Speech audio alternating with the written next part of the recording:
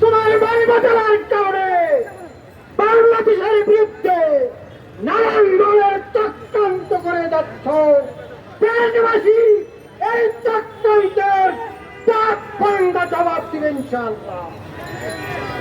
ভারতীয় উগ্রবাদীরা কালকে ভারতীয় দূতাবাসে হামলা চালিয়ে দেশের পতাকাকে ছিঁড়ে এদেশবাসীকে এদেশের দেশবাসীর হৃদয় রক্তকরণ হচ্ছে। আমরা আমাদের দেশের পতাকার অবমাননা কোন অবস্থায় মেনে নিতে পারি না।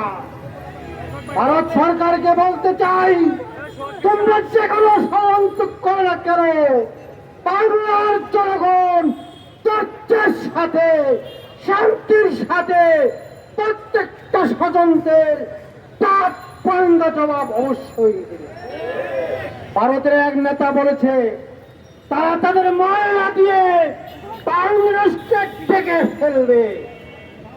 আমরা হুঁশিয়ার উচ্চারণ করে দিতে চাই যে বাংলাদেশের প্রতি কোন চক্র না করো, 18 কোটি জনগণ কোন অবস্থায় মেনে নেবে না। আমরা এই সভা থেকে দাবি করতে চাই, ইসকন একটি সন্ত্রাসী সংগঠন, তাকে অবশ্যই নিষিদ্ধ করতে হবে। সংগ্রামী ভাইরা, ভারতীয় সব ধরনের ষড়যন্ত্রের বিরুদ্ধে এখন মিছিল হবে। সবাইকে মিছিলের আহ্বান জানিয়ে আমার বক্তব্য শেষ করছি।